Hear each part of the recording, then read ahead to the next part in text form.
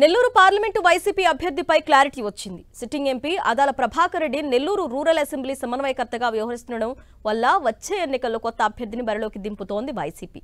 దీంతో గత కొన్నాళ్లుగా నెలకొన్న సస్పెన్స్ కు తెరవేసింది వైసీపీ అధిష్టానం.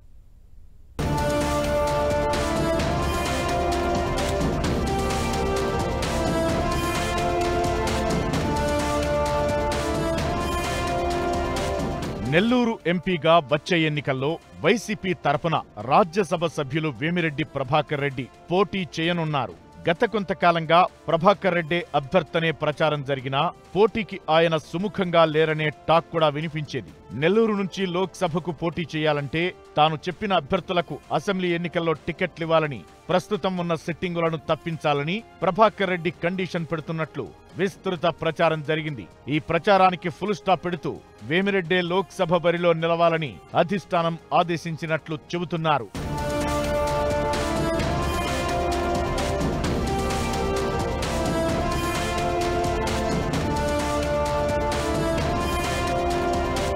వైసీపీ జిల్లా అధ్యక్షుడైన వేమిరెడ్డి ప్రభాకర్ రెడ్డి ఆర్థికంగా బలవంతుడు. సీఎం జగన్ కు అత్యంత సన్నిహితుడనే పేరుంది. సిట్టింగ్ ఎంపీ ఆదాల ప్రభాకర్ రెడ్డి ఈసారి ఎమ్మెల్యేగా పోటీ చేయనుండడంతో లోక్సభకు వేమిరెడ్డి ప్రభాకర్ రెడ్డి పోటీ చేస్తారనే ప్రచారం జరిగింది.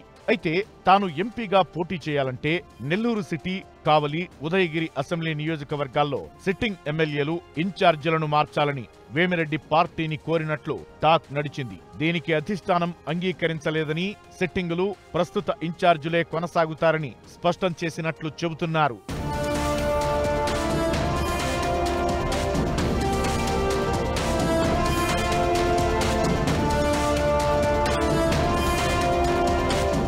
అంతేకాకుండా కొద్ది రోజుల క్రితం తాడేపల్లిలో సీఎం జగన్ నిర్వహించిన సమీక్ష సమావేశంలో వేమిరెడ్డి పోటీ చేయాలని ఆదేశించినట్లు చెబుతున్నారు. సీఎం ఆదేశాలతో వేమిరెడ్డి పోటీకి సై అన్నట్లు చెబుతున్నారు. నెల్లూరు పార్లమెంటు పరిధిలోని ఎమ్మెల్యేలు, ఇన్ఛార్జీలను అందరినీ కలుపుకుని పోవాలని, స్థానిక సమస్యలను పరిష్కరించుకోవాలని వేమిరెడ్డికి సీఎం జగన్ సూచించారని అంటున్నారు. మొత్తానికి కొన్ని రోజులుగా జరుగుతున్న ప్రచారానికి ఫుల్ స్టాప్ పడటంతో వైసీపీ క్యాడర్ హ్యాపీగా ఫీల్ అవుతున్నారు. వేమిరెడ్డి పెట్టిన కండిషన్లకు సీఎం అంగీకరించలేదని తెలియడంతో నెల్లూరు సిటీ, కావలి, ఉదయగిరిలో ప్రస్తుత ఎమ్మెల్యేలు, ఇన్ఛార్జీలకు లైన్ క్లియర్ అయినట్లు భావిస్తున్నారు.